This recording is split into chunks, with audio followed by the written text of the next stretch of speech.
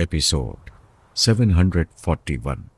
सोनिया ने मशवरा दिया था, जबकि वो दूसरे मामलात में हुक्म देती थी और सब उसकी तामील करते थे। उस मशवरे को सबने तस्लीम कर लिया। ब्रेन मास्टर और चारों ब्लैक सीक्रेट्स ने मेरीना को हंगामी इजलास से निकलवा दिया था। जनरल और आला हुक्काम ने मेरीना से कहा था कि वो 1 घंटे बाद इजलास में आए। उस वक्त तक ब्रेन मास्टर और ब्लैक सीक्रेट इजलास से चले जाएंगे। लेकिन मेरीना 1 घंटे बाद नहीं गई। जनरल और आला हुक्काम ने उसका इंतजार किया। फिर ब्रेन मास्टर से कहा कि वो ख्याल खानी के जरिए उसे इजलास में बुलाए, लेकिन मेरीना ने उसे अपने दिमाग में आने नहीं दिया। वो जनरल के पास आकर बोला, वो तो मुझे दिमाग में आने का मौका ही नहीं दे रही है, मेरी इंसल्ट कर रही है।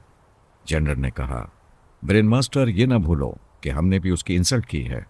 वो कहने लगा, हमारे मुल्क की मामलात कुछ ऐसे भी हैं जिनमें मेरीना को मौजूद नहीं रहना चाहिए। आज हम फराद के खिलाफ अहम मंसूबे बना रहे थे और उन मंसूबों से मेरीना को दूर रखना जरूरी था। क्यों जरूरी था? क्या वो मुहिब्बे वतन नहीं है? वो हम में से किसी से मुलाकात नहीं करती है, कभी आपके सामने भी नहीं आई। हम उसकी छुपी हुई मसरूफियात को नहीं जानते हैं। आप लोग उसके एक ही कारनामे से खुश होकर उसे मुहिब्बे वतन समझने लगे हैं। हम जल्द ही साबित कर देंगे कि वो 4 टेलीपैथी जानने वालों को वापस लाकर हम सबको बेवकूफ़ बना रही है। जनरल ने पूछा, तुम कहना क्या चाहते हो? यही कि सोनिया और अली तैमूर के मुंह से निवाला छीन कर लाना बच्चों का खेल नहीं है। बड़े बड़े तीसमार खान उसके साय को छू भी नहीं पाते। हमारे इतने बड़े मुल्क की फौज और इंटेलिजेंस के छटे हुए जासूस सोनिया और अली को यहाँ ढूंढ ना सके, और मेरीना उनके घर जाकर अपने टेलीपैथी जानने वालों को ले आई। आप जरा दूसरे पहलू से गौर करें। उसने सोनिया से दोस्ती की है। पारस या अली तैमूर की मर्दानगी ने उसे मुतासिर किया है। अब फरहाद की वापसी बता रही है कि एक ज़बरदस्त सोची समझी प्लानिंग के तहत फरहाद अगवाशुदा टेलीपैथी जानने वालों को मरीना के हवाले कर रहा है और उस लड़की के जरिए हमारे अंदर सुरंग बना रहा है। ये महज तुम्हारा अंदाज़ा है।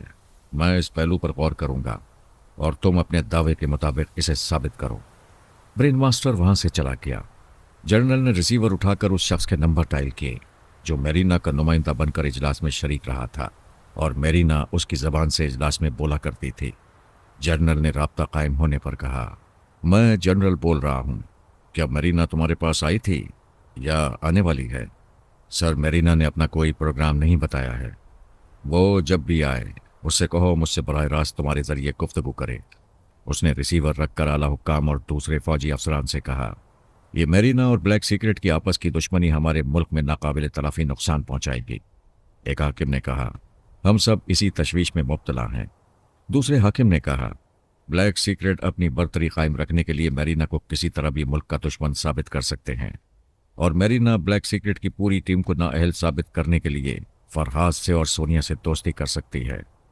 हम मुतमईन थे कि फरहाद मर चुका है, मगर वो शैतान की तरह क़यामत तक जिंदा रहने आया है। वो हमारे इन आपस के झगड़ों से खूब फ़ायदा उठाएगा। कर्नल ने कहा, हम सख्त आजमाइशी हालात से गुजर रहे हैं। आज हमें ये फैसला करके उठना होगा कि मेरीना और ब्लैक सीक्रेट के झगड़े किस तरह ख़त्म किए जा सकते हैं। अगर झगड़े ख़त्म ना हो, मेरीना और तमाम ब्लैक सीक्रेट की इन क़ुव्वतों को कैसे कम किया जा सकता है? एक ने कहा, उन सब के पास टेलीपैथी की क़ुव्वत है। जनरल ने कहा, हमारे पास योगा की क़ुव्वत है। कोई हम पर टेलीपैथी की ताकत इस्तेमाल नहीं कर सकेगा। दरअसल हमसे एक गलती हुई है कि हमने टेलीपैथी का शोबा ब्लैक सीक्रेट के हवाले कर दिया। आप लोग नहीं जानते कि उन्होंने ट्रांसफार्मर मशीन से नए टेलीपैथी जानने वाले पैदा किए हैं। एक हाकिम ने कहा, इसका मतलब है आप बुरे हालात से निकलने की प्लानिंग कर चुके हैं। सिर्फ प्लानिंग नहीं की है, उस पर अमल भी कर चुका हूँ।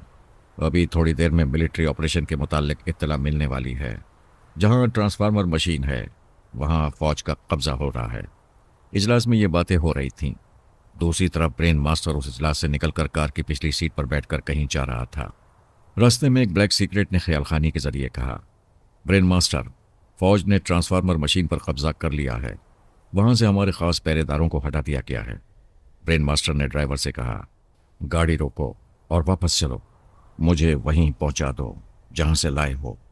फिर उसने सोच के जरिए ब्लैक सीक्रेट से कहा, मालूम होता है ये जनरल मरीना की हिमायत में ऐसा कर रहा है। उसने मशीन छीन कर हमारी कुव्वत छीन ली है। जनरल को यह हरकत महंगी पड़ेगी। पहले उससे बात करो, फिर हम अपने तौर पर कदम उठाएंगे। मैं तीनों ब्लैक सीक्रेट्स को बुला रहा हूँ। ब्रेन मास्टर ने बड़े हॉल में कदम रखते हुए जनरल से कहा, क्या टेलीपैथी का शोबा हमसे छीन लिया गया है? हाँ, ऐसा मजबूरन किया गया है। तुम्हारे और मेरीना के झगड़ों से मुल्क को नुकसान पहुंच रहा है और न जाने फरहाद किस तरह फ़ायदा उठा रहा है। क्या मशीन छीन लेने से मेरीना झगड़ा ख़त्म कर देगी? मेरीना की आधी शिकायत ख़त्म हो जाएंगी। उसे इत्मीनान होगा कि तुम लोग उसके खिलाफ टेलीपैथी जानने वालों की फौज पैदा नहीं करोगे। जनरल, हमारी भी शिकायत दूर करो। जोरा जोरी, जूडी नॉर्मन और पॉप हॉपकिन हमारे मुल्क की अमानत हैं। वो उन टेलीपैथी जानने वालों को आपके हवाले करें। जनरल ने फौरन जवाब नहीं दिया। वो एक फ़ोन अटेंड कर रहा था। फिर उसने कहा, मेरीना के पास 3 टेलीपैथी जानने वाले हैं, चौथी वो खुद है। तुम्हारे पास 10 टेलीपैथी जानने वाले हैं। ये गलत है। आपको किसी ने गलत रिपोर्ट दी है। चलो यही सही, तुम और 4 ब्लैक सीक्रेट्स टेलीपैथी जानते हो। तुम्हारी तादाद 5 है। मेरीना से 1 ज्यादा है। उसी वक्त ब्लैक सीक्रेट नंबर 3 ने ब्रेन मास्टर के दिमाग में आकर कहा, हमारे जितने टेलीपैथी जानने वाले मातहत थे वो अपनी रिहाइश गांव में मुर्दा पड़े हैं। उन्हें गोली मार दी गई है। ब्रेन मास्टर ने गुस्से से कहा, जनरल, ये क्या हो रहा है? हमारे टेलीपैथी जानने वालों को गोलियां मार दी गई हैं। कितने मारे गए हैं? 7। हमारे पास 7 थे। वो एक ही दिन एक ही वक्त में मारे गए और उसी वक्त ट्रांसफार्मर मशीन छीन ली गई। क्या इससे साफ जाहिर नहीं होता कि आप मेरीना की हिमायत में हमें कमजोर बना रहे हैं? जनरल ने कहा, अभी तुम्हारे सवाल का जवाब दूंगा। पहले हिसाब करो, अभी तुमने अपनी जबान से एतराफ़ किया है कि तुम्हारे 7 टेलीपैथी जानने वाले अभी मारे गए हैं। इससे पहले मेरीना ने 3 ख्यालखानी करने वालों को तुमसे छीन लिया। इस तरह उनकी कुल तादाद 10 हो गई। और अभी तुम इस रिपोर्ट को गलत कह रहे थे कि तुम्हारे पास ऐसे 10 मातहत थे। ब्लैक सीक्रेट नंबर 1 ने ब्रेन मास्टर की जबान से कहा, आपने मशीन छीन कर और हमारे आदमियों को गोली मारकर साबित कर दिया है कि आप मेरीना की हिमायत में हमसे दुश्मनी कर रहे हैं। अगर हम भी आपकी नज़रों में होते तो हमें भी गोली मार दी जाती। जनरल ने पूछा, ब्रेन मास्टर के मुताल्लिक क्या ख्याल है? वो मेरे सामने है। क्या उसे गोली मारने का हुक्म दे दूं? ब्रेन मास्टर घबरा कर सीधा बैठ गया। कर्नल ने कहा, तुम लोग टेलीपैथी के नशे में भूल गए कि मुल्क को किस तरह नुकसान पहुंचा रहे हो। मेरीना से हमारा रब्ता नहीं हो रहा है। हम उसका मुहासबा भी करने वाले हैं। ब्लैक सीक्रेट नंबर 2 ने कहा, मेरीना का क्या मुहासबा करोगे? ना वो कभी तुम्हारे हाथ आएगी और ना अपने टेलीपैथी जानने वालों को तुम्हारे हाथ लगने देगी। उसकी ऐसी की तैसी हम करेंगे। जनरल ने कहा, मैंने आज तुम्हारी और मेरीना की टेलीपैथी का तवाजुन तकरीबन बराबर किया है। दोनों पार्टियों का फर्ज है कि वो खुद को मुल्क दुश्मनों के खिलाफ जंग में मसरूफ रखें। हमारा फैसला है कि तुम दोनों को किसी भी मुल्की मामलात में शरीक नहीं किया जाएगा। तुम लोगों से ऐसे काम लिए जाएंगे जिन्हें अंजाम देने के लिए तुम सबको मुल्क से बाहर रहना पड़ेगा। ब्लैक सीक्रेट नंबर 3 ने कहा, सॉरी जनरल, हम चारों ब्लैक सीक्रेट ब्रेन मास्टर के साथ 1 माह की छुट्टी पर आराम करेंगे। तुम 1 माह तक मेरीना से अपने अहकामात की तामील कराते रहो। ब्रेन मास्टर वहां से उठकर जाना चाहता था। जनरल ने एक अफसर से कहा, इसे गिरफ्तार कर लो।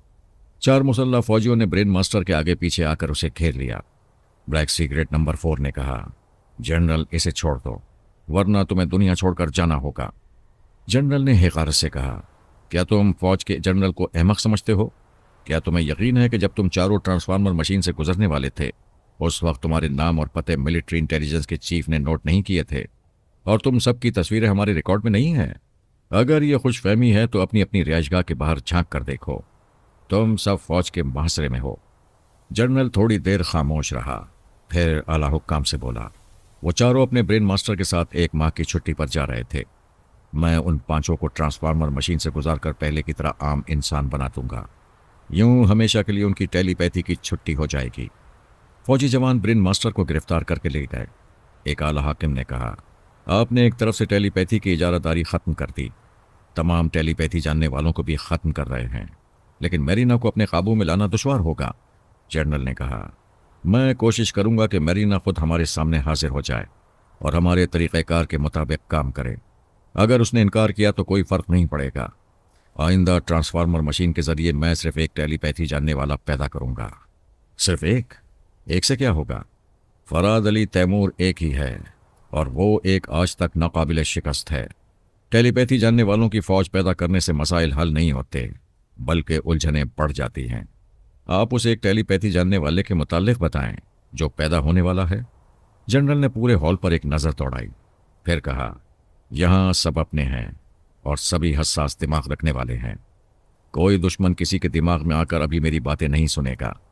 जैसा कि आप जानते हैं, ट्रांसफार्मर मशीन के जरिए किसी भी अहमक को बेहद सहीन और तेज तर्रार बनाया जा सकता है।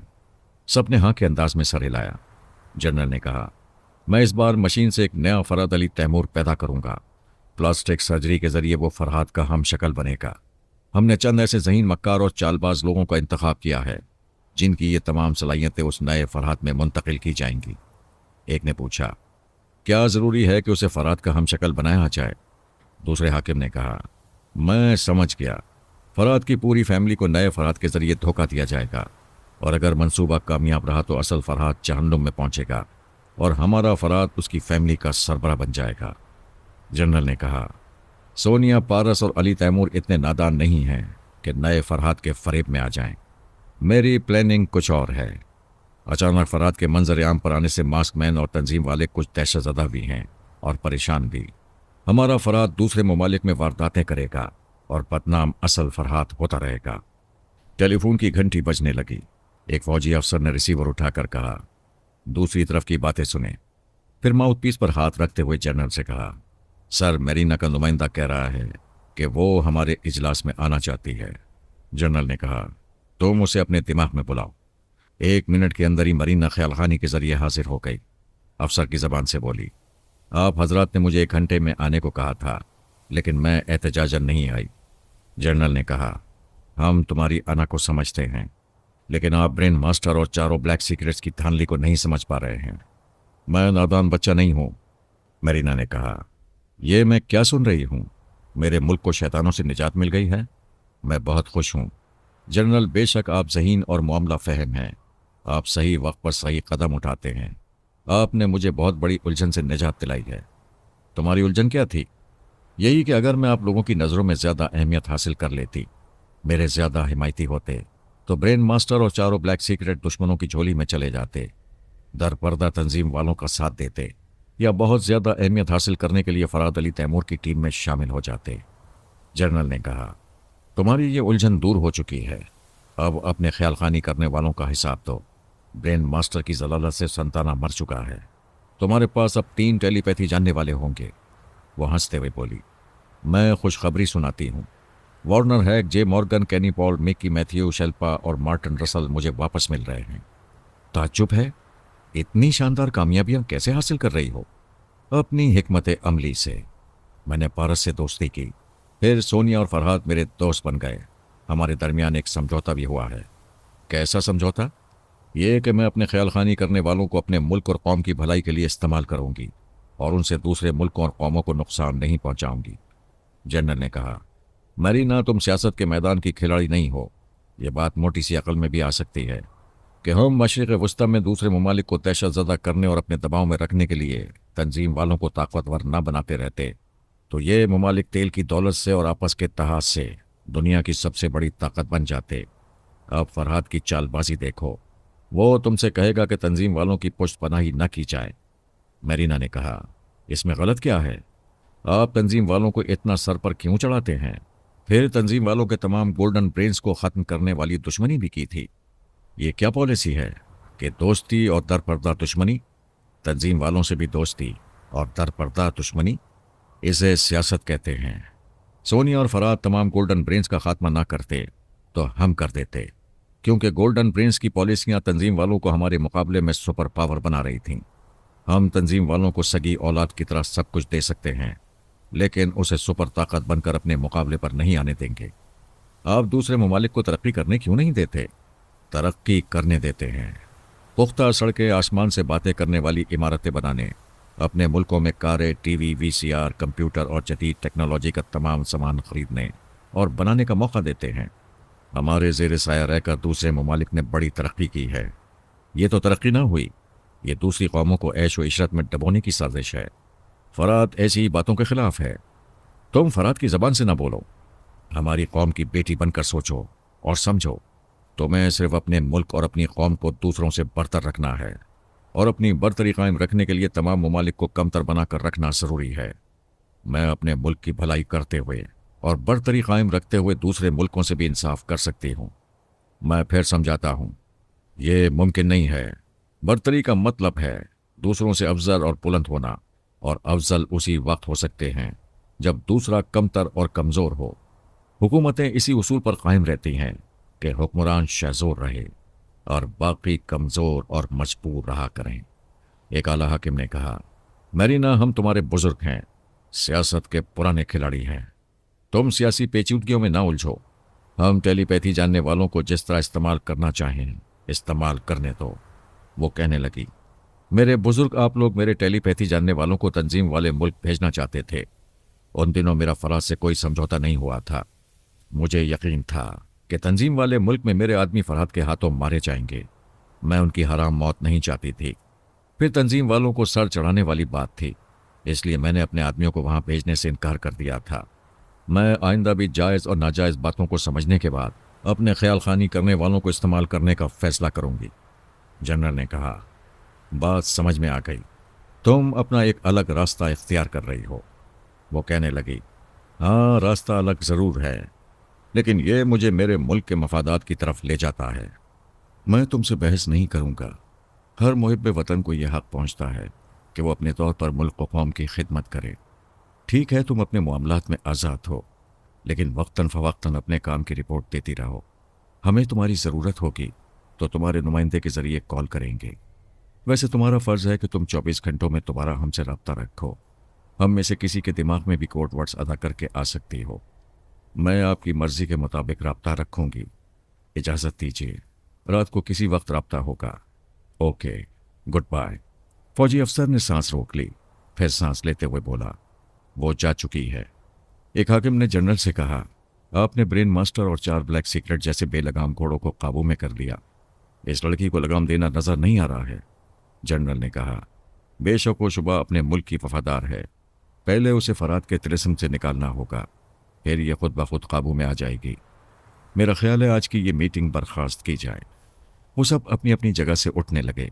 अचानक फौजी अफसर ने सांस रोक कर कहा, शायद मरीना फिर मेरे दिमाग में आना चाहती है। जनरल ने कहा, आने दो। चंद लम्हों के बाद अफसर की जुबान से एक ब्लैक सीक्रेट ने कहा, मैं आप लोगों का वक्त बर्बाद नहीं करूंगा, सिर्फ एक इल्तिजा करना चाहता हूं। आपने हमें काल कोठरी में पहुंचा दिया है। हमारे तमाम इख्तियारात छीन लिए गए हैं। हम निहायत आजिज़ी और इनकिसारी से दरख्वास्त करते हैं कि टेलीपैथी का इल्म हमारे दिमाग से न मिटाएं। हमें कैदी रहने दें, लेकिन हमारे इल्म को मुल्क और कौम के लिए इस्तेमाल करें। दूसरे ब्लैक सीक्रेट ने कहा, हम कैद में मजबूर और बेबस रहेंगे। आप लोगों के लिए कभी चैलेंज बनना चाहेंगे तब भी नहीं बन सकेंगे। यहाँ शराफत से बैठकर आपके काम आते रहेंगे। ब्रेन मास्टर ने कहा, सीधी सी बात है, टेलीपैथी का इल्म हमारे दिमाग से मिट जाएगा तो हम आम इंसान बनकर जिंदा नहीं रहेंगे। हमें उम्र कैद की सजा दो, लेकिन हमें इस इल्म से महरूम ना करो। जंजीरें पहनाकर हमारी ख्यालखानी से फ़ायदा उठाते रहो। जनरल ने कहा, हाँ, बड़ी माकूल बातें कर रहे हो। तुम पांचों को अपनी सलाहों में कैद करके तुमसे काम लिया जा सकता है। आप हजरात इस सिलसिले में क्या मशवरा देंगे? आला हुक्काम और दूसरे फौजी अफसरान ने तायद करते हुए कहा, इन पांचों का गुरूर टूट चुका है। अब ये कैद में रहकर हमारे इशारों पर चलेंगे तो शायद कोई कारनामा अंजाम दे सके। जनरल ने उन्हें यकीन दिलाया कि टेलीपैथी के इल्म से महरूम नहीं किया जाएगा। वो जनरल की मर्जी के मुताबिक ख्यालखानी करेंगे, लेकिन काल कोठरी में रहा करेंगे। अली तैमूर बड़ी मोहब्बत से अपनी माँ को देख रहा था। रसवंती सांस रोके योगा के एक आसन से दूसरे आसन में जा रही थी। अली ने कहा, मामा, मोहतरम तबरीजी साहब फरमा रहे थे कि आपकी जहानत में हैरत अंगेज इजाफा हुआ है। आप इतने तवील अरसे तक गोशा नशीन रहकर दिन रात मेहनत करती रही हैं। वो मुस्कुराकर कहने लगी, हाँ बेटे, जनाब अली असदुल्ला तबरेज़ी साहिब मुझ पर ख़ास तवज्जो देते रहे। मेरा रूहानी तौर पर भी इलाज करते रहे। मैं रोज़ सुबह 2 मील की दौड़ लगाती हूँ, वर्जिश करती हूँ। जिस्मानी और दिमागी कोई कमज़ोरी मुझ में नहीं है। मामा, सच तो यह है कि आप भी सोनिया मम्मा की तरह 16-17 बरस की दिखाई दे रही हैं। बाबा फरीद वास्ती मरहूम ने मम्मा से भी ऐसी ही मेहनत कराई थी जैसी आप कर रही हैं। बेटे, इंसान के साथ असल खेल सांसों का है। योगा में जितनी महारत हासिल होगी, इंसान उतना ही जवान और तरोताज़ा नजर आएगा। मैं आईना देखती हूँ तो हैरान रह जाती हूँ। सोचती हूँ अल्लाह ने हमें जवान, सेहतमंद और खिले हुए फूल की तरह शगुफ्ता रहने के लिए तरह तरह के इल्म दिए, लेकिन हम इन उलूम पर अमल नहीं करते और वक्त से पहले बूढ़े हो जाते हैं। लेकिन आप तो अम्मा जान बिल्कुल नहीं लगती हैं। अब मैं अम्मा किसे कहूँगा? वो हंसती हुई कहने लगी, मैं फिर से बेदार होकर नन्ही मुन्नी बच्ची बन जाऊं तब भी तुम्हारी मां रहूंगी। मेरे खून का ग्रुप ओ नेगेटिव है। मैं बूढ़ी रहूं या बच्ची रहूं, खून का ग्रुप तो वही रहेगा जिसमें तुम 9 माह तक परवरिश पाते रहे। वाह मामा, क्या लाजवाब कर देने वाली बात कह दी है। दिल खुश कर दिया है। उसी वक्त सलमान ने अली के दिमाग में आकर कोड वर्ड्स अदा किए। फिर कहा, बेटे मैं शिल्पा की निगरानी के लिए गया था। वहां मैंने एक नए टेलीपैथी जानने वाले को देखा। वो शिल्पा को अमेरिका ले जाना चाहता है। इससे पहले तुम चार्टर्ड हेलीकॉप्टर में आ जाओ। मैं उसे ख्याल खानी के जरिए फांसने की कोशिश करूंगा। अगर नाकामी हुई तो तुम उसे जख्मी करोगे ताकि मुझे उसके दिमाग में जगह मिल सके। शिल्पा तो लंदन में है और पारस भी उसी शहर में है। मैं आपके हुक्म पर आ तो जाऊंगा, लेकिन आप पारस से काम क्यों नहीं ले रहे हैं? वो मेरीना के साथ अमेरिका के लिए रवाना हो चुका है। फ्रांसीसी पुलिस के हेलीपोर्ट पर पहुंचो, वहां तुम्हारे लिए एक हेलीकॉप्टर तैयार है। अली ने रसवंती से कहा, मामा मैं एक ज़रूरी काम से जा रहा हूं, शायद कल शाम तक वापसी होगी। माँ ने उसे गले लगाकर प्यार किया। उसने कहा, सानी आए तो उसे बता दें मैं अचानक एक बहुत ज़रूरी काम से गया हूं। तुम ना भी कहते तो मैं सानी से यही कहती, मगर ये याद रखना वो उदास हो जाएगी। मैं क्या करूं, वो लेबॉरेटरी में मसरूफ़ है और इदारे के उसूलों के मुताबिक उससे मसरूफियात के दौरान नहीं मिल सकता। ओके मामा, खुदा हाफिज। वो मामा से रुखसत होकर इदारे के हेलीकॉप्टर में सवार हुआ और सवारी के जरिए पेरिस के एक पुलिस हेलीपोर्ट पर पहुंचा। फिर चार्टर्ड हेलीकॉप्टर में बैठकर लंदन के लिए रवाना हो गया। वहां से लंदन का एक फ्लाइंग क्लब 1.5 घंटे की मुसाफत पर था। सलमान ने ख्यालखानी के जरिए वहां एक कार का इंतजाम कर दिया था। जब अली 1.5 घंटे बाद कार में बैठकर शिल्पा के बंगले की तरफ रवाना हुआ तो सलमान ने कहा, अब मैं नए ख्यालखानी करने वाले को ट्रैप करने जा रहा हूं। तुम बंगले के करीब पहुंचकर मेरे सिग्नल का इंतजार करो। शाम का वक्त था। शिल्पा अपने और रास्का के लिए कॉफ़ी तैयार कर रही थी। सलमान जोजो का लहजा इख्तियार करके शिल्पा के दिमाग में आया। फिर शिल्पा ही की सोच में सवाल किया, मेरे पास आसाबी कमजोरी की कोई दवा है? वो सोचने लगी, मैंने दुश्मन टेलीपैथी जानने वालों का दिमाग कमज़ोर बनाने के लिए ये दवा रखी है, लेकिन मेरा ये अजनबी दोस्त मेरी बेहतरी का सामान कर रहा है। मुझे जोजो के तनवीमी अमल से निजात दिलाने वाला है। मैं इसे वो दवा नहीं खिलाऊंगी। सलमान ने उसके दिमाग पर कब्जा जमा लिया। वो उसकी मर्जी के मुताबिक कॉफ़ी में दवा मिलाकर दूसरे कमरे में आ गई। कॉफ़ी की ट्रे से एक प्याली उठाकर ऐवान रास्का को देते हुए बोली, ज़रा पीकर देखो, चीनी ठीक है? वो ट्रे को मेज़ पर रखकर अपनी प्याली लेकर उसके पास बैठ गई। रास्का ने एक घूंट पीना चाहा। पता नहीं कैसे ठसका लग गया। बेख्तियार खांसी आ गई और वो पहला घूंट मुंह से बाहर आ गया। वो खांसते खांसते उठकर खड़ा हो गया। टिश्यू पेपर से मुंह पोंछते हुए बोला, सॉरी, पता नहीं क्या हो गया है, मैं कॉफ़ी नहीं पीऊँगा। सलमान ने देखा कि काम नहीं बन रहा है तो वो शिल्पा को छोड़कर फौरन अली के पास आया। वो बंगले के करीब पहुंचकर इंतजार कर रहा था। उसने कहा, बेटे फौरन अंदर जाओ। ये कहते ही शिल्पा के पास आया, लेकिन चंद ही सेकंड में मामला बिगड़ चुका था। शिल्पा उसकी गिरफ्त से दिमागी तौर पर आज़ाद होते ही रास्का से कहने लगी, तुम्हारे लिए खतरा है। मैं कॉफ़ी में दवा नहीं मिलाना चाहती थी, लेकिन जोजो ने मेरे दिमाग पर कब्जा जमा लिया था। अच्छा हुआ तुमने ये कॉफ़ी नहीं पी। ये सुनते ही वो जूते पहनने लगा। उससे कहने लगा, मुझे यहाँ से जाना चाहिए। मैं दूर ही दूर से तुम्हारी निगरानी करूँगा। तुम्हारी रवानगी के वक्त एयरपोर्ट पर मौजूद रहूँगा। तुम खुद को तन्हा न समझना। वो फुर्ती से जूते पहनकर उठा, तेजी से चलता हुआ दरवाजे पर आया। उसी लम्हे में अली का घूंसा उसके मुंह पर पड़ा। वो पीछे की तरफ लड़खड़ा गया। एक कुर्सी पर गिरते ही फर्श पर पहुंच गया।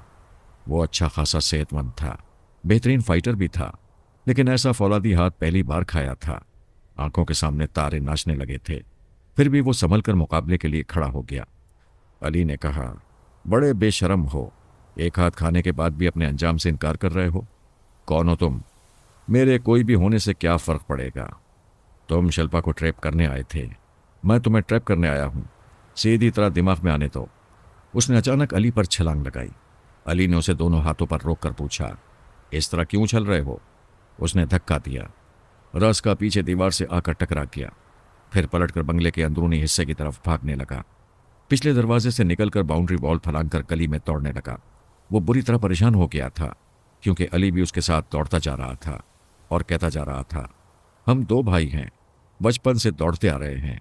ओलंपिक्स की दौड़ में अव्वल आने वाला भी हमसे आगे नहीं निकल सकता। तुम भागने की हसरत पूरी कर लो। थक जाओ तो बता देना। वो रुक गया, हाँफते हुए बोला, फॉर गॉड सेक, मेरा पीछा छोड़ दो। अली ने सलमान से कहा, अंकल ये हाँफ रहा है, सांस नहीं रोक सकेगा। सलमान अली के दिमाग से निकलकर उसके अंदर पहुंच गया। उसने महसूस करते हुए सांस रोकने की कोशिश की, फिर घबरा कर बोला, चले जाओ, मेरे दिमाग से चले जाओ। सलमान ने हल्का सा जलजला पैदा किया। वो चीख मारकर जमीन पर गिर पड़ा। गली से गुजरने वाले दो आदमी रुक गए। अली ने कहा, यह मेरा दोस्त है, इसे अक्सर ऐसा दौरा पड़ता रहता है। उसने रास्का को सहारा देकर उठाया, फिर उसे शिल्पा की बंगले की तरफ ले जाने लगा। सलमान ने रास्का की जबान से कहा, अब मैं इसे दौड़ाता हुआ ले जाऊंगा, अभी इसका दिमाग पूरी तरह कमजोर नहीं हुआ है। रास्का दौड़ने लगा। अली इत्मीनान से पीछे चलता आ रहा था। बंगले के अंदर पहुंचकर सलमान ने फिर उसके अंदर जलजला पैदा किया। वो चीखें मारकर तड़पने लगा। शिल्पा उसे संभालने की कोशिश करते हुए बोली, जो मैं समझ गई हूं, तुम इसके साथ मुझे जाने नहीं दोगी। ठीक है, मैं नहीं जाऊंगी, तुम इसे छोड़ दो। सलमान ने रास्का की जबान से पूछा, क्या तुम इसे बहुत चाहती हो? हाँ, मैं इससे मोहब्बत करने लगी हूं। तो फिर इस पर भी तनवीमी अमल होने दो। इसके बाद हम इसे तुम्हारे लिए आज़ाद छोड़ देंगे, जैसे तुम्हें आज़ाद छोड़ा हुआ है। अली ने बंगले में आकर कहा, अंकल मुझे पता नहीं था कि ये इतनी जल्दी काबू में आ जाएगा। बहरहाल मेरा काम हो चुका है, क्या मैं वापस जा सकता हूँ? सलमान ने कहा, हेलीकॉप्टर अभी वापस नहीं गया है, मैं पायलट को तुम्हारा इंतज़ार करने को कहता हूँ। उसने पायलट के पास जाकर कहा, अली आ रहा है, उसे वापस ले जाओ। फिर वो रास्का के दिमाग में आ गया। रास्का बिल्कुल ढीला पड़ गया था, मगर किसी वक्त भी उसकी दिमागी तवानाई बहाल हो सकती थी। सलमान ने उसे उठने पर मजबूर किया। वो आहिस्ता आहिस्ता उठकर मेज़ के पास आया, कुर्सी पर बैठा, फिर कॉफ़ी की वही प्याली उठाकर पीने लगा। शिल्पा ने पूछा, ये क्या कर रहे हो? वो आगे बढ़कर उसके हाथ से प्याली लेना चाहती थी। सलमान ने उसके अंदर पहुंचकर जलजला पैदा किया। वो चीखते हुए फर्श पर गिरकर तड़पने लगी, फिर दूसरे जलजले में बेहोश हो गई। वो उसकी तरफ से मुतमईन होकर रास्का के पास आ गया और उसके चोर ख्यालात पढ़ने लगा। वो थोड़ी देर के बाद पारस के पास आया। पारस मरीना के साथ एक तैयारे में सफ़र कर रहा था। उसने कोड वर्ड सुनकर कहा, अंकल फरमाइए। मरीना से कहो तुम्हारे दिमाग में आए। उसने मरीना से कहा, अंकल सलमान मेरे पास हैं, तुमसे बातें करेंगे। वो पारस के दिमाग में आकर कहने लगी, हेलो अंकल। बेटी, क्या तुम टेलीपैथी जानने वाले एवान रास्का से वाकिफ हो? नहीं, ये नाम पहली बार सुन रही हूँ।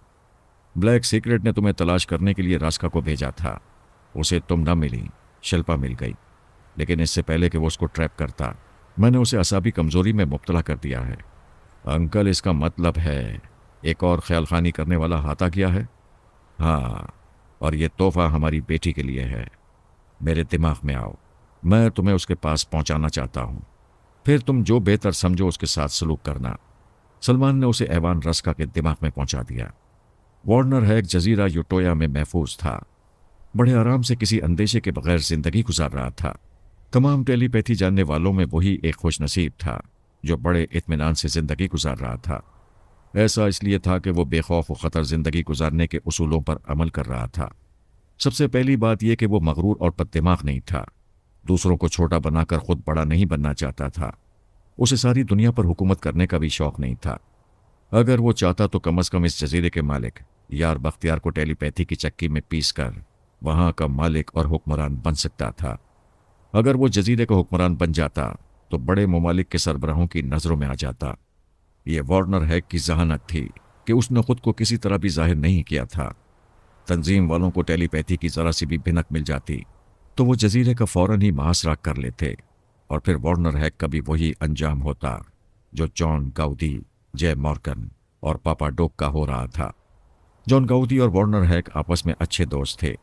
अमेरिका से फरार होकर इंग्लैंड आ गए थे क्योंकि सोनिया और अली तैमूर उन दिनों टेलीपैथी जानने वालों को ट्रैप करते फिर रहे थे और वहाँ के हुक्काम और फौज के आला अफसरान उन्हें तहफ़्फ़ुज़ फराम करने में नाकाम रहे थे। लेकिन भागने वालों के लिए हर जगह नाकामी लिखी होती है। पापा डोक के आदमी उन दोनों के अतराफ जाल बिछा रहे थे। हेलीकॉप्टर में सफ़र करने के दौरान पापा डोक ने कई बार वार्नर हैक के दिमाग में आना चाहा, लेकिन वो अपनी जहानत से बचता हुआ जजीरा यूटाया में पहुंच गया था। इसके बरक्स जॉन गाउदी पापा डोक की गिरफ्त में आ गया था और आखिर एक दिन वो ब्रेन ऑपरेशन के दौरान मारा गया था। वार्नर हैक इस हकीकत से बेखबर था कि हमने तनवीमी अमल के ज़रिए उसे अपना मामूल बना रखा है। हमने कभी उसे ख्यालखानी के जरिए मुखातिब नहीं किया, कभी उस पर बरतरी जताकर उसे एहसास कमतरी में मुब्तला नहीं किया। वो खुद को आज़ाद और खुद मुख्तार समझकर बड़ी महफूज जिंदगी गुजार रहा था। उसने जजीरे में पहुंचकर पहले ऐसा शख्स तलाश किया जो उसके काम आ सकता था। तलाश करने में कई घंटे या कई दिन लग सकते थे। वहां के हुक्मरान यार बख्तियार के सिपाही ऐसे आदमी को ढूंढ रहे थे जो हेलीकॉप्टर से जजीरे में आया था। जिस हेलीकॉप्टर में वार्नर हैग आया था वो सिर्फ 1 मिनट के लिए जजीरे में उतरा था, फिर परवास कर गया था। वार्नर हैग ने एक सिपाही के जरिए आला अफसर के दिमाग में जगह बनाई, फिर उस अफसर के जरिए वहां के हुक्मरान यार बख्तियार के दिमाग में पहुंच गया। उन्हें मुखातिब नहीं किया, सिर्फ उनके अंदर ये ख्याल मुस्तहकम किया कि तंजीम वाले अक्सर स्पीड बोट और हेलीकॉप्टरों के जरिए आते हैं, वहां झड़पें होती रहती हैं। यार बख्तियार ने अफसर से कहा, तुम्हारी रिपोर्ट के मुताबिक वो हेलीकॉप्टर शुमाली साहिल पर आया था। 1 मिनट के अंदर ही वो हेलीकॉप्टर तंजीम वाले मुल्क के मगरिब में पहाड़ी जजीरे की तरफ चला गया। आला अफसर ने कहा, हमारी यही पॉलिसी है, हम दोनों मुल्कों के फौजियों और बागियों पर एतराज़ नहीं करते हैं। वो साहिली इलाकों में लड़ते हैं और चले जाते हैं। यार बख्तियार ने कहा, ठीक है, किसी को तलाश करना फजूल है। जो लोग हेलीकॉप्टर में आए होंगे वो खुद ही वापस चले जाएंगे। वार्नर हैग ने दोनों दिमागों में ये बात नक्श कर दी कि किसी अजनबी को तलाश न किया जाए। वो जजीरे की आबादी में घूमता रहा, दुकानों, होटलों और बाजारों में काम के लोगों को ताड़ता रहा और उनके ख्यालात पढ़ता रहा। आखिर एक बूढ़ा मुसलमान मिल गया। वहाँ मुसलमानों की अक्सरियत थी। वो बूढ़ा लबनान से आया था और अपने जवान बेटे का इंतज़ार कर रहा था। बेटा लबनान की खाना जंगी में उलझा हुआ था। उसने बाप से वादा किया था कि जल्द ही इन झगड़ों से निजात पाकर जजीरे में आएगा। वार्नर ने बूढ़े से कहा, बाबा मैं ईसाई हूँ, लेकिन खाना जंगी में मुसलमानों की हिमायत करता हूँ। तंजीम वालों ने मेरे बुजुर्गों को मार डाला, मेरा घर तबाह कर दिया। मैं इस जजीरे में पनाह लेने आया हूँ। बूढ़ा रहम दिल था। अगर रहम दिल ना होता तो वार्नर ख्यालखानी के जरिए उसके दिल में जगह बना लेता। उसने अपने घर में उसे पनाह दे दी।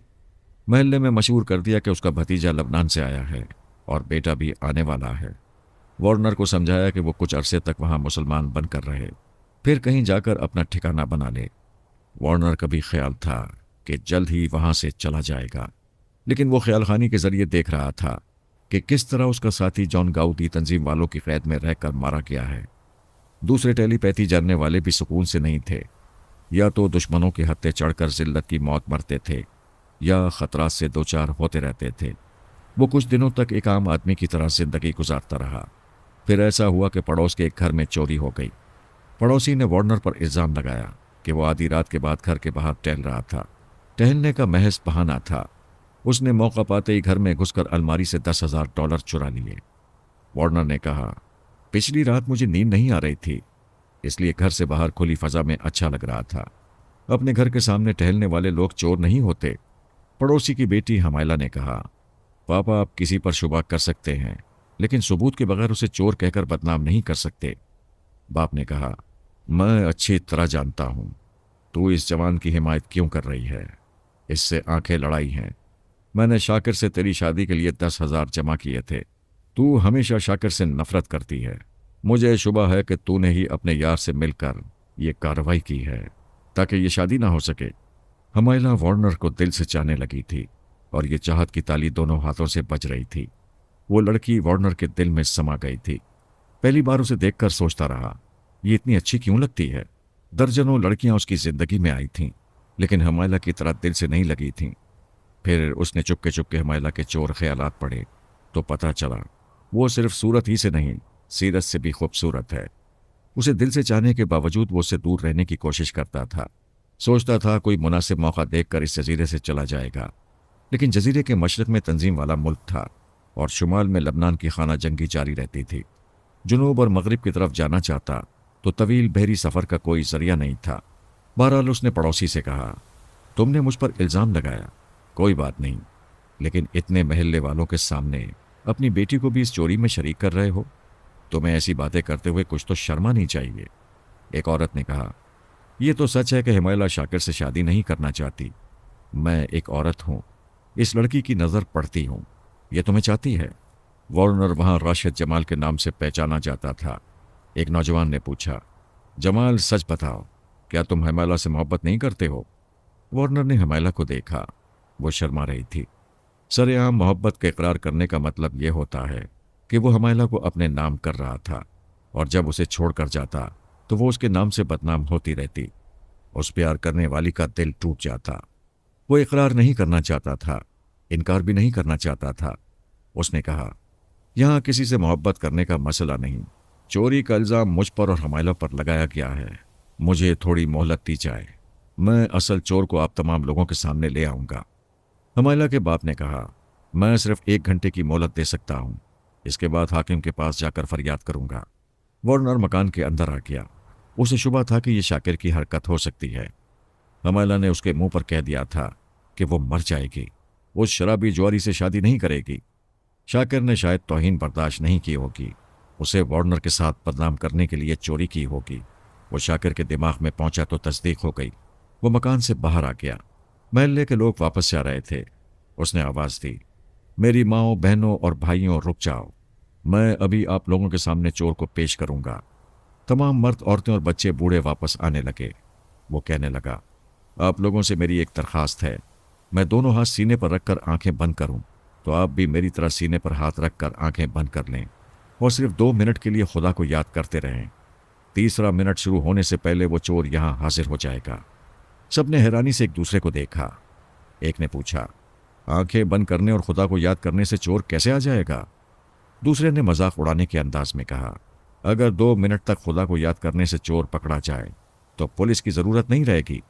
वार्नर ने कहा, जब चोर ना आए तो आप मेरा मजाक उड़ा सकते हैं, बल्कि मुझे चोरी के इल्जाम में गिरफ्तार करवा सकते हैं। अभी मेरी इल्तिजा है कि सिर्फ 2 मिनट के लिए आंखें बंद करके खुदा पर भरोसा करें। ये कहकर उसने अपने सीने पर दोनों हाथ रख लिए। उसने आंखें बंद कर लीं। उसे देखकर हिमायला ने सबसे पहले ऐसा किया, फिर दूसरे भी यही अमल करने लगे। वार्नर आंखें बंद करते ही शाकिर के पास पहुंच गया। वो एक रेस्टोरेंट में दोस्तों के साथ बैठा हुआ था। वहां से उठकर घर की तरफ भागने लगा। दोस्तों ने कहा कि रुक जाओ, इस तरह अचानक कहां भागे जा रहे हो? शाकिर, रुक जाओ। वो किसी की आवाज नहीं सुन रहा था। जब उसने घर पहुंचकर अलमारी से $10,000 निकाले तब वार्नर ने उसके दिमाग को जरा सी ढील दी। वो घबरा गया। अपने हाथों में 10,000 की गड्डी देखकर बुड़बुड़ाया, ये मैं क्या कर रहा हूं? ये रकम क्यों निकाल रहा हूं? वार्नर ने उसकी सोच में कहा, जिसकी रकम है उसे वापस करूंगा। वो इनकार करना चाहता था। वार्नर ने उसे वहां से दौड़ाया। 2 मिनट पूरे होने वाले थे। शाकिर चीखता हुआ आने लगा, मैं चोर हूं, मैंने हमायला के घर से 10,000 चुराए हैं। वो लोगों की भीड़ से गुजरता हुआ आया। सबने आंखें खोल दी थीं। उसके हाथों में नोटों की गड्डी देख रहे थे। वो कह रहा था, हमायला ने मेरी बेइज्जती की थी। मैं इसे राशिद जमाल के साथ बदनाम करना चाहता था, लेकिन मुझ पर खुदा की मार पड़ रही है। जब तक मुझे मुआफ़ी नहीं मिलेगी मैं खुदा की मार खाता रहूंगा। उसने नोटों की गड्डी हमायला के बाप के कदमों में फेंकी, फिर उछलकर जमीन पर गिरा और अपना सर एक पत्थर से टकराने लगा। लोग सकते के आलम में उसे लहूलुहान होता देख रहे थे।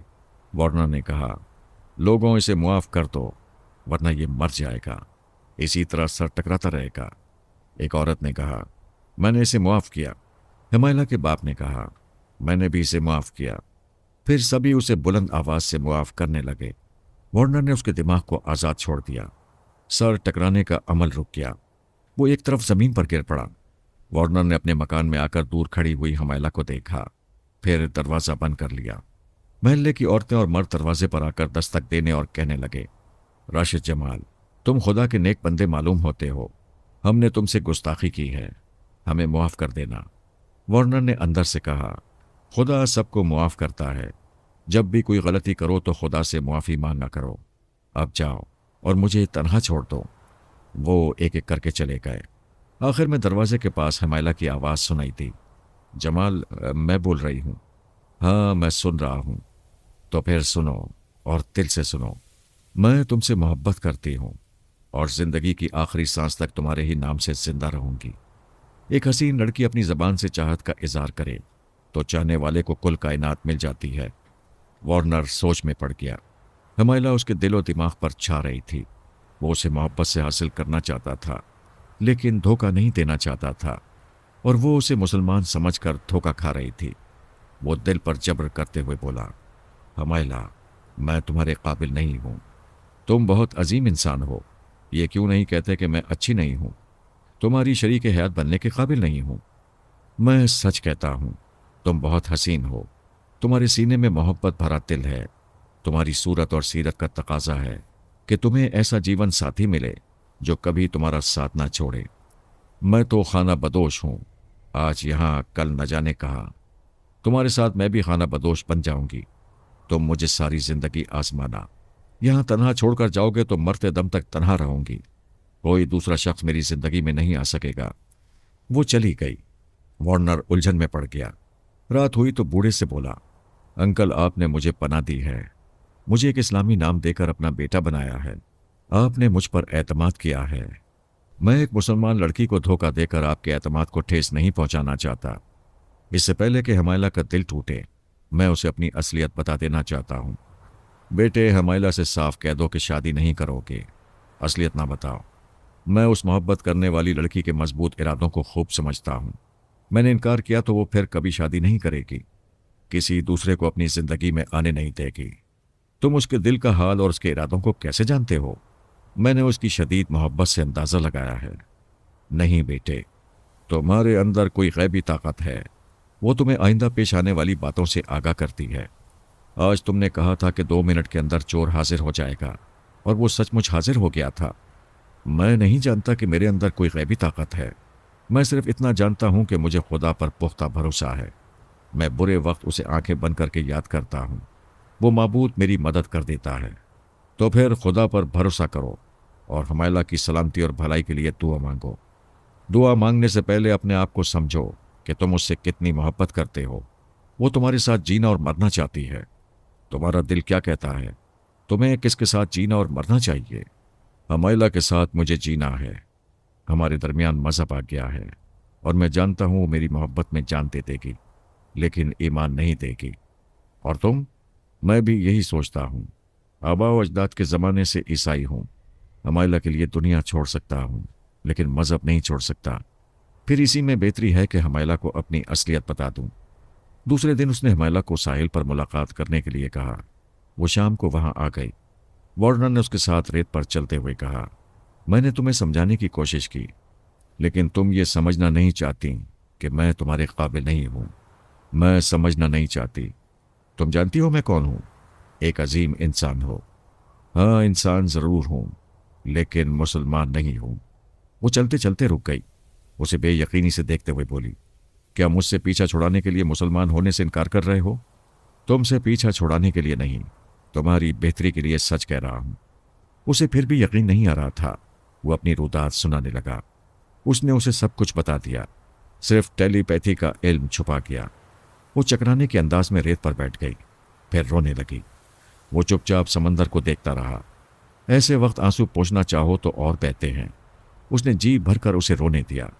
फिर उससे कहा, मैंने तुम्हें रुलाया है, लेकिन मेरा ज़मीर मुतमईन है कि तुम सब कुछ लुटाकर नहीं रो रही हो।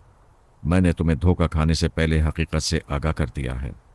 वो रेत पर से उठकर कहने लगी, तुम्हारी इस शराफत और सच्चाई ने मुझ पर और ज्यादा असर किया है। पहले मुझे तुमसे मोहब्बत थी, अब अकीदत भी हो गई है। मैं क्या करूं? ओ खुदाया, तुम ईसाई क्यों हो, मुसलमान क्यों नहीं हो?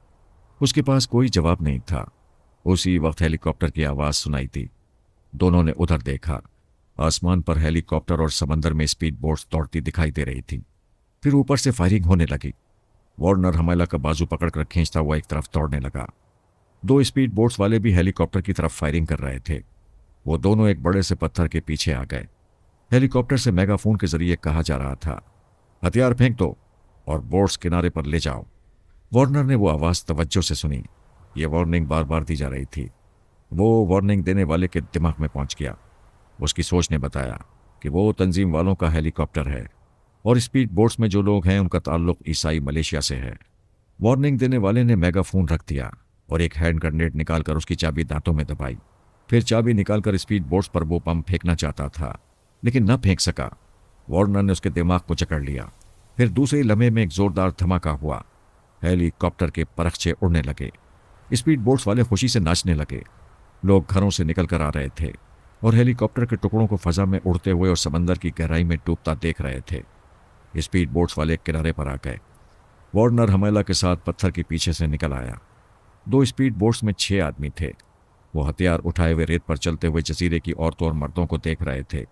उनमें से एक ने हमैला को देखा, फिर उसकी तरफ पलटकर आते हुए बोला, सुना था इस जजीरे में परियां रहती हैं। हाय क्या हुस्न है, क्या जवानी है। हमैला सहम कर वार्नर के पीछे आ गई। वार्नर ने कहा, रुक जाओ और खुदा का शुक्र अदा करो कि तुम सबकी जान बच गई। वो सब कहके लगाने लगे। एक ने कहा, यह तो ऐसे बोल रहा है जैसे इसी ने जान बचाई है। दूसरा शख्स घूमकर हमैला की तरफ आना चाहता था। वार्नर घूमकर आड़े आ गया। फिर वो 6 मुसल्लह अफराद उन दोनों के अतराफ घूमते हुए कहने लगे, हम चारों तरफ हैं, इस परी को किस तरफ से बचा कर ले जाओगे। बस्ती की एक औरत ने दूर से चीख कर कहा, ए हमैला को छोड़ दो, और वो राशिद जमाल खुदा का नेक बंदा है, उसे परेशान न करो। एक हथियार वाले ने कहा, हम इस जजीरे में जब भी आते हैं तो यहाँ से अनाज और शराब ले जाते हैं। आज हमारे लीडर को ये पसंद आ गई है, इसलिए इसे भी हम ले जाएंगे। उसने हमैला का हाथ पकड़कर खींचा। वो चीखने लगी। वार्नर गरज कर कहने लगा, छोड़ दो, इसे छोड़ दो। एक ने उसकी तरफ गन सीधी की। बाकी 5 ने बस्ती वालों को निशाने पर रखते हुए कहा, खबरदार किसी ने एक कदम आगे भी बढ़ाया तो यहां सिर्फ लाशें ही गिरेंगी। वार्नर समझ गया, अगर हाथापाई करेगा तो उसके साथ साथ बस्ती वाले भी मारे जाएंगे। उसने लोगों को मुखातिब करते हुए कहा, मेरी माओ, बहनों और भाइयों, अपने सीने पर हाथ रखो और कहते जाओ, या खुदा या खुदा। फिर देखो खुदा की मर्जी से हमारी हमैला पर आंच नहीं आएगी और ये अय्याश सर फिरे नाबूद हो जाएंगे। बस्ती वाले एक बार वार्नर को आजमा चुके थे। उन सब ने अपने सीने पर हाथ रख लिए, फिर या खुदा पुकारने लगे। वार्नर ने एक के दिमाग में पहुंचकर उसके हथियार से उसके 2 साथियों पर गोलियां चलाईं। लीडर ने गुस्से से पूछा, उल्लू के पट्टे, अपने साथियों को क्यों मार रहा है। वार्नर लीडर के दिमाग में पहुंच गया। लीडर ने बाकी 3 साथियों की तरफ फायरिंग की। वो इधर उधर भागते हुए लीडर को गालियां देने लगे। जवाबन उसकी तरफ फायरिंग करने लगे, लेकिन गोलियां खाकर वो गिरते गए। वो जैसे जैसे मरते जा रहे थे, बस्ती वालों की आवाजें ज्यादा से ज्यादा बुलंद होती जा रही थीं। या खुदा, या खुदा, या खुदा। लीडर अकेला रह गया था। उसके हाथ से हमैला छूट गई थी। वो दौड़ती हुई आकर वार्नर से लिपट गई। लीडर खौफजदा होकर कभी अपने 5 साथियों की लाशों को देख रहा था और कभी खुदा को पुकारने वाले लोगों को देखता हुआ स्पीड बोट की तरफ जा रहा था। अब वो वहां से भागना चाहता था। वार्नर ने उसके हाथ से गन को गिरा दिया, उसे अपना रिवॉल्वर निकालने पर मजबूर किया। लीडर ने रिवॉल्वर से वार्नर का निशाना लिया। हमैला ढाल बनकर वार्नर के सामने तन गई। बस्ती के लोग जोर जोर से खुदा को पुकारने लगे। लीडर के रिवॉल्वर का रुख बदलने लगा। उसकी नाल घूमती हुई खुद उसकी कनपटी से आकर लग गई। वो चीखने लगा, नहीं नहीं, मैं नहीं मरूंगा। उसने बात पूरी होने से पहले खुद ट्रैगर दबा दिया और खुद ही मौत के मुंह में चला गया। बस्ती वाले जैसे खुशी से पागल हो गए, उछल उछल कर नाचते हुए आए और फिर वार्नर को कांधों पर उठाकर राशिद जमाल जिंदाबाद के नारे लगाने लगे। हमैला दुश्मनों के शिकंजे से निकलकर और वार्नर के पास आकर बहुत खुश थी, लेकिन बस्ती वालों ने जब राशिद जमाल जिंदाबाद के नारे लगाए तो वो एकदम से मुरझा गई। नाचती हुई मोरनी को भद्दे पांव नजर आ गए। ये याद आ गया कि वो राशिद जमाल नहीं है। अरे ओ ईसाई, दुश्मन नफरत की सलेब पर चढ़ाते हैं, तूने मोहब्बत की सूली पर चढ़ा दिया है। हाय, ये कहानी किस मोड़ को पहुंचेगी। मैं तंजीम वाले मुल्क पहुंच गया। मेरी दुल्हन को मालूम था मैं फलां फ्लाइट से आ रहा हूं, लेकिन वो मुझसे मिलने नहीं आई। मैंने ख्याल खानी के जरिए पूछा, खैरियत तो है, तुम एयरपोर्ट क्यों नहीं आई। वो गहरी सांस लेकर बोली, बड़ी उम्र गुजर गई, एक तवील मुद्दत तक इंतजार की सूली पर लटकती रही। आज वो इंतजार खत्म हुआ है।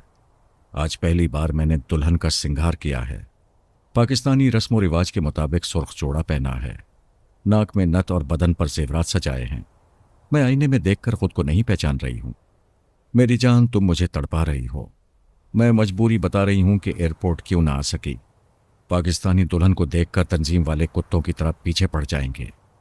हाँ, दुरुस्त कहती हो। मुझे पता बताओ, मैं आ रहा हूं। पता कैसे बताऊं? मुझे खुद अपनी खबर नहीं है। आंखें खुली रखने के बावजूद ख्यालों की जन्नत में हूं। आओ और ख्याल को हकीकत बना दो। हाँ हाँ, आ रहा हूं, लेकिन कहाँ आऊं? मजनू सहरा को जाता था, तुम शहर की तरफ आओ और मुझे ढूंढ लो। मजाक ना करो। मैं टैक्सी में बैठ गया हूँ। जिस तंजीम वाले के मेकअप में हूँ उसके घर जा रहा हूँ। वहाँ सामान रखकर सीधा तुम्हारे पास आऊँगा। जी चाहता है अभी तुम्हारे पास आ जाऊँ, लेकिन तंजीम वाले जासूस एयरपोर्ट से हर मुसाफिर का पीछा करते हैं। मुझे उनकी तसल्ली के लिए आर्नल्ड के घर जाना होगा। कोई बात नहीं, मैं इंतज़ार करूँगी, लेकिन अपना पता नहीं बताऊँगी। आसानी से तुम्हारे हाथ नहीं आऊँगी। मुझे ढूंढ लो तो मैं तुम्हारी हूँ। प्यार का रास्ता बहुत आसान हो गया था, अब तुम दुश्वारी बना रही हो। मैं उस फराद अली तैमूर की दुल्हन हूँ जो समंदर की तह में दुश्मनों की आबदोश तक पहुंच जाता है और आसमान की नामालूम बुलंदियों से तारे तोड़ लाता है। मैं तो इसी ज़मीन और इसी शहर में हूँ। मुझे ढूंढ निकालना तुम्हारे लिए कोई बड़ी बात नहीं है। मैं समझ गया, वो आसानी से हाथ नहीं आएगी। मेरे दिल में अपने लिए तड़प और बेचैनी पैदा करती रहेगी। कोई और दुल्हन होती तो उसे तलाश करना कोई मुश्किल ना होता, लेकिन वो सोनिया थी। दोस्त हो या दुश्मन, कोई उसके साय तक भी नहीं पहुंच सकता था। तंजीम वाली हुकूमत में बेवकूफ़ और कमज़ोर अफराद नहीं हैं। तंजीम वाले इतने चालाक और फरेबी हैं कि बड़ी सुपर पावर को भी अपने मुतालबात के आगे झुकाते रहते हैं। शाहों और शेखों की हरम सराओं में अपनी जासूस औरतें पहुंचा देते हैं। ऐसे मक्कार लोग सोनिया को ढूंढ निकालने में अब तक नाकाम रहे थे। अब उसे ढूंढने की मेरी बारी थी। इसमें कामयाबी की तवक्को कम थी और खुशफहमी ज़्यादा थी कि वो मिल जाएगी। मैंने आर्नल्ड के घर पहुंचकर टैक्सी वाले को रुखसत किया। मुकफ़िल दरवाजे को खोला। आर्नल्ड पेरिस में सरकारी मेहमान था। उसे नज़रबंद रखा गया था। मैं उसके घर की चाबियां और सामान लेकर आया था। वो तन्हा रहता था और आदम बेजार था। किसी को दोस्त नहीं बनाता था। एक कंपनी में जनरल मैनेजर था। एक माह की छुट्टी पर जा रहा था। मैंने उसे पेरिस में दबोच कर एक प्राइवेट सरकारी जेल में भेज दिया था। मैं घर में दाखिल हुआ तो फ़ोन की घंटी बजने लगी। मैंने सामान एक तरफ रखकर रिसीवर उठाया। कंपनी का मालिक डीजे वॉकर बोल रहा था। हेलो मिस्टर आर्नल्ड, मुझे पहचाना? मैंने कहा हेलो मिस्टर डीजे, मैं आपकी आवाज़ लाखों में पहचान सकता हूँ। उसने पूछा, तुम एक माह के लिए गए थे लेकिन तीसरे दिन ही वापस आ गए, खैरियत तो है? खैरियत होती तो वापस ना आता। अब मैं कुछ बताऊंगा तो मेरा तुम मजाक उड़ाओगे। वो हंसते हुए कहने लगा, तुम बहुत ही शक्की और ज़ईफ़ुल एतक़ाद हो। अब कुछ भी कह लें। मैं पेरिस से लंदन जाने के लिए एयरपोर्ट के अहाते में दाखिल हो रहा था कि काली बिल्ली ने रास्ता काट दिया। ये काली बिल्लियां बड़ी मनहूस होती हैं, रास्ता काट कर नहुसत फैलाती हैं। मैंने लंदन जाने का ख्याल दिल से निकाल दिया। यहाँ वापस आ गया हूँ, लेकिन परेशान हूँ। वो हंसते हुए कहने लगा, तुम मेरी कंपनी के बहुत ही ज़हीन और तजुर्बेकार मैनेजर हो, लेकिन काली बिल्लियों से डरते हो। बहरहाल कल से ऑफिस अटेंड कर रहे हो? अरे सॉरी, मैं कुछ आराम करना चाहता हूँ। उस बिल्ली के रास्ता काटने का कोई नतीजा सामने आने वाला है। जब तक वो नहुसत ज़ाहिर नहीं होगी मैं छुट्टी पर रहूँगा। अच्छा ये तो बता दो, तुमने R14 का फाइल कहाँ रखा है? आपकी अलमारी के तीसरी दराज में है। थैंक यू, आराम करो।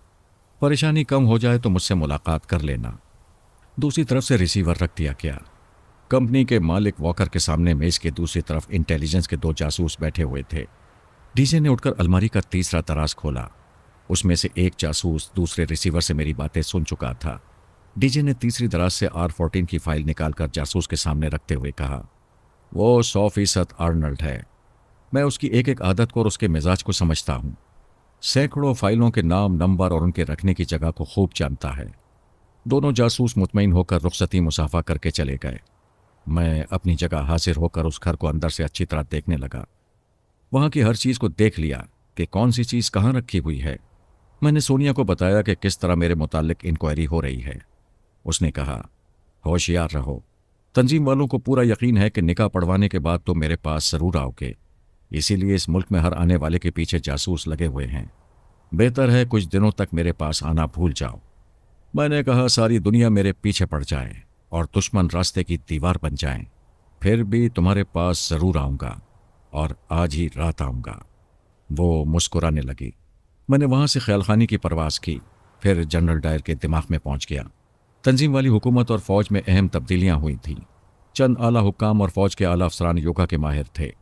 उन्होंने ऐसे इंतजामात किए थे कि कोई टेलीपैथी जानने वाला उन्हें ट्रैप नहीं कर सकता था। जनरल डायर जैसा ओहदेदार अब महज एक नुमाइंदा था। वो हमारी बातें मौजूदा हुक्काम तक पहुँचाता था। मैं खामोशी से उसके ख्यालात पढ़ने लगा। मिलिट्री इंटेलिजेंस की रिपोर्ट उसके पास पहुंच रही थी। एक रिपोर्ट में आर्नल्ड का भी जिक्र था और लिखा हुआ था कि आर्नल्ड ने खुद को असली साबित किया है और कंपनी के मालिक ने उसकी जमानत ली है।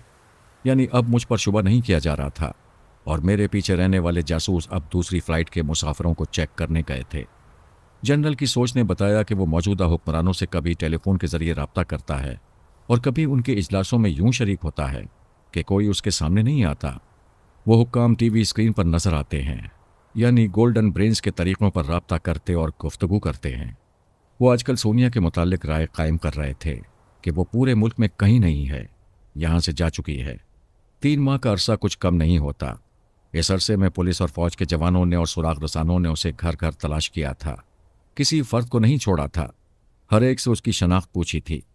वो सोनिया से भी पूछकर और उसे अच्छी तरह टटोल कर गुजर गए थे और उसे पहचान नहीं पाए थे। अब उनका ख्याल था कि वो यहाँ नहीं है, लेकिन ये अंदाज़ा था, यकीन नहीं था। आदमी सोचने को तो सोच लेता है कि मौत अभी उसके पास नहीं है। खुशफहमी कहती है कि वो जिंदा रहने के लिए आया है, जबकि मौत जिंदगी के साथ साथ चलती है।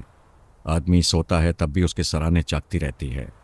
तंजीम वाले अकाबरीन खुशफहमी में मुब्तला नहीं थे। वो ये भी सोचते थे कि सोनिया अगर नहीं है तो फिर नहीं है, और अगर है तो फरहाद ज़रूर उसके पास आएगा, बल्कि आ चुका होगा। जनरल टायर के ख्यालात पढ़ते रहने के दौरान हमें अपने एक नुकसान का पता चला। हमने टेलीपैथी जानने वाले जे मॉर्गन को तंजीम वाली हुकूमत से छीन लिया था और उसे एक खुफिया अड्डे में छुपा रखा था। उसकी निगरानी बाबा साहिब के इदारे के 2 जासूस किया करते थे। पता चला जय मॉर्गन फिर तंजीम वालों के जाल में फंस गया है। मैंने जनरल की सोच में सवाल किया, जे मॉर्गन को कैसे ट्रैप किया गया था? उसकी अपनी सोच ने कहा, पहले तो मुझे कुछ मालूम नहीं था, क्योंकि मौजूदा हुक्काम और आला अफसरान मुझसे अहम बातें छुपाते हैं। 1 माह पहले पापा डोग भी मेरे दिमाग में नहीं था। एक साबिका हाकिम के जरिए मौजूदा हुक्काम से रब्ता करता था। वो हाकिम अचानक मर गया, तब से वो मेरे दिमाग में आता है। उसकी और हुक्काम की गुफ्तगू से पता चला कि जे मॉर्गन का ब्रेन ऑपरेशन हो गया है। उसकी आवाज़ और लहजा बदल गया है, शायद उसका चेहरा भी बदल चुका है। मैंने पूछा, वो कैसे पकड़ा गया था? जय मॉर्गन शराब पीने एक क्लब में आया था। एक हसीना में दिलचस्पी ले रहा था। उसने लड़कियों के इंचार्ज को उसकी फीस अदा की, फिर उसे लेकर क्लब के बाहर आ गया और अपनी कार की तरफ जाते हुए कुछ ऐसी बातें बुड़बुड़ाने लगा जिन्हें सुनकर पापा डोक चौंक गया। उस वक्त पापा डोक एक आला हाकिम के ज़रूरी काम से वहां आया हुआ था।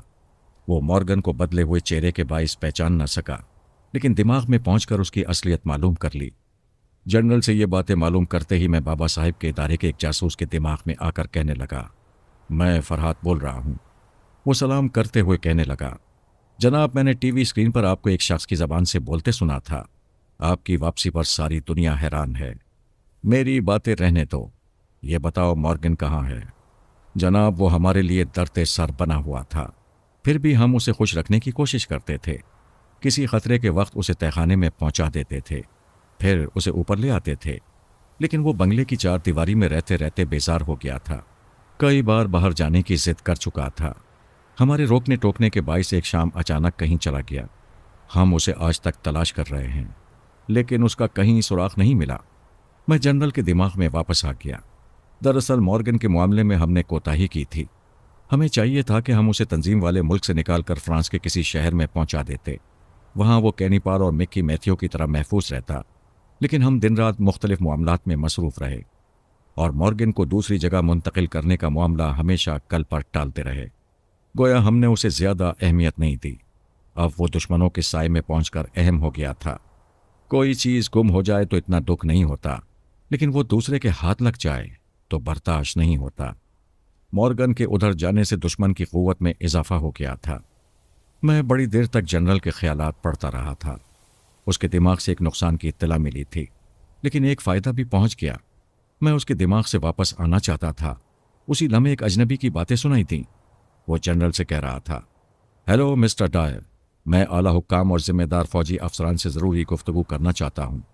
जनरल ने कहा, मैं अभी तुम्हारा पैगाम पहुँचाता हूँ। वो टेलीफोन के ज़रिए तमाम हुक्काम और फ़ौजी अफसरान से कहने लगा कि पापा डोग किसी अहम मसले पर गुफ्तगू करना चाहता है। कोई 1 घंटे के अंदर तमाम अकाबरीन एक कॉन्फ्रेंस हॉल में जमा हो गए। उनके दाएं बाएं और सामने की दीवारों पर बड़े बड़े टीवी स्क्रीन थे। जिन पर जनरल टायर बैठा हुआ दिखाई दे रहा था। उस वक्त वो पापा डोग का नुमाइंदा बना हुआ था और पापा डोग उसकी जबान से कह रहा था, मैं नहीं जानता कि मेरा माजी क्या था और मैं कौन था।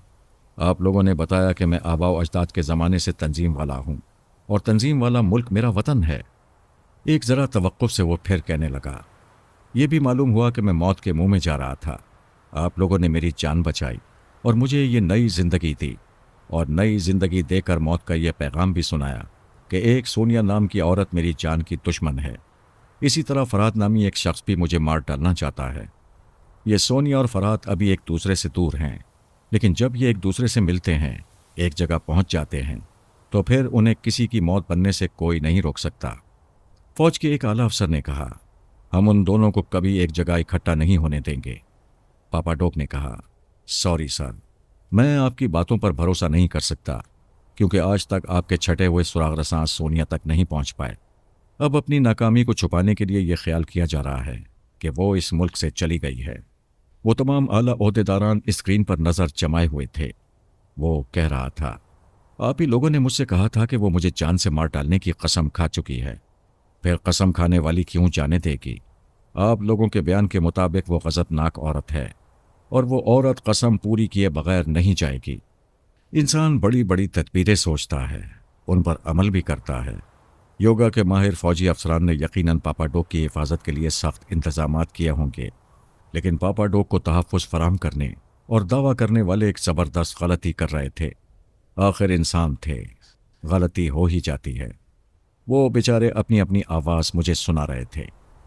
ठीक है कि मैं उनके दिमागों में पहुंच नहीं सकता था और किसी हथकंडे से उन्हें आसाबी कमज़ोरी में मुब्तला नहीं कर सकता था। इसीलिए तो वो सब मुतमईन थे। ये समझ ही नहीं सकते थे कि मैं क्या करने वाला हूँ। मैं ये तमाम बातें बताने के लिए सोनिया के दिमाग में आ गया। उसने मुझे महसूस नहीं किया क्योंकि सलमान वहाँ पहले से मौजूद था। वो उसे शल्पा और एवान रास्का के मुतालिक बता रहा था। सोनिया ने तमाम बातें सुनने के बाद कहा, यह तुमने अच्छा किया कि एवान रास्का को मेरीना के हवाले कर दिया। हम उस लड़की का ज़्यादा से ज़्यादा एतमाद हासिल करते रहेंगे। मैंने उसकी पूरी बात नहीं सुनी और न ही उसे मुखातिब किया। दिमागी तौर पर हाजिर होकर लिबास तब्दील किया, फिर बाहर आकर गैराज से ऑर्नल की कार निकाली और उसमें बैठकर वहां से रवाना हो गया। शाम हो रही थी और मैंने सोनिया से आज रात विसाल यार का वादा किया था। ये कोई बच्चों की आंख मचोली नहीं थी कि मैं पलक झपकते ही उसे ढूंढ निकालता। पिछली मर्तबा 2 माह तक इस शहर में रहकर मैं कभी उसका ठिकाना मालूम नहीं कर सका था। अब शाम से रात तक भला क्या कर सकता था? जब कुछ नहीं कर सकता था तो फिर कार में बैठकर कहाँ जा रहा था? मैंने सोनिया के दिमाग में पहुंचकर कोड वर्ड्स अदा किए क्योंकि सलमान जा चुका था और वो मेरे आते ही सांस रोकने वाली थी।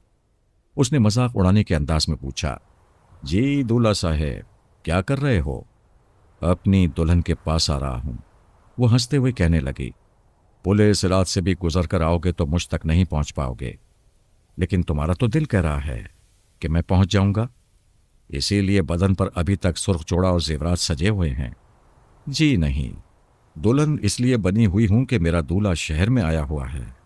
मैंने सोच रखा है कि बेचारा नाकाम रहेगा तो सुबह से पहले ही मैं उसके पास पहुंच जाऊंगी। मेरी मगरूर दुल्हन, तुम मेरे पास पहुंचो और मैं तुम्हारे पास ना पहुंच पाऊं, यह सरासर फरहाद अली तैमूर की इंसल्ट है। चलो दरवाज़ा खोलो, मैं आ गया हूं। मैंने एक बंगले के सामने गाड़ी रोकी, कार से उतरकर अहाते के फाटक को खोला, तेजी से चलता हुआ बरामदे में आया, फिर कॉल बेल के बटन को दबाया। वो एकदम से चौंक कर बोली, फरार ज़रा ठहरो, कोई मेरे दरवाजे पर आया है। कॉल बेल की आवाज़ आ रही है। मेरी जान, हम एक दूसरे को पहचान नहीं सकेंगे क्योंकि चेहरे बदले हुए हैं। दरवाज़ा खोलोगी तो एक अजनबी को पाओगी, वो अजनबी मैं हूं। चलो दरवाज़ा खोलो। वो बेयकीनी से कहने लगी, नहीं, तुम यहां कैसे पहुंच सकते हो? कैसे पहुंच गया हूं यही देखने के लिए सामने आ जाओ। तुम्हें यकीन दिलाने के लिए दस्तक दे रहा हूं। ये लो सुनो। मैंने दरवाजे पर दस्तक दी। दस्तक सुनते ही यकीन हो गया। वो फौरन ही दौड़ती हुई आई, फिर एक झटके से दरवाजे को खोल दिया। मुझे सवालिया नजरों से तकने लगी। मैंने कहा, मैं तुम्हारे दिमाग में भी हूं और तुम्हारे सामने भी। मैंने ये कहते हुए अंदर आकर दरवाजे को अंदर से बंद कर दिया। उसने मुझे घूर कर देखा, फिर मेरे सीने पर एक घूंसा मारते हुए पूछा, मक्कार कहीं के, जल्दी बताओ यहां तक कैसे पहुंचे हो। मैंने उसे खींचकर बाजू में भर लिया। फिर कहा, सलमान तुम्हें शिल्पा और एवान रास्का के मुतालिक बता रहा था। ये मेरे लिए बेहतरीन मौका था। तुम मुझे महसूस नहीं कर रही थी। मैंने तुम्हारे चोर ख्यालात से यहाँ का पता मालूम कर लिया। मानती हो कि मैंने तुम्हें दरियाफ्त कर लिया है? वो मेरी गर्दन में बाहें डालकर बोली, इतनी उम्र गुजरने तक शादी नहीं की थी, चुपचाप तुम्हारा इंतजार करती रही थी, और ये अच्छी तरह समझती थी कि इतनी बड़ी दुनिया में एक फरहात ही मुझे दरियाफ्त कर सकता है। मैं उसके शादाब चेहरे पर झुकने लगा। वो अचानक ही तड़प कर अलग हो गई। फिर मेरा हाथ पकड़कर खींचा और एक तरफ दौड़ती हुई बोली, खतरा है। एकदम से मेरे लहू में गर्मी दौड़ गई। मैं सुहाग रात की खुशियां लूटने आया था और दुश्मन हमें लूटने खसूटने आ गए थे। पता नहीं मेरे मुकद्दर में ठेंगा क्यों लिखा हुआ था। सोनिया हमेशा दुल्हन बनते बनते रह जाती थी।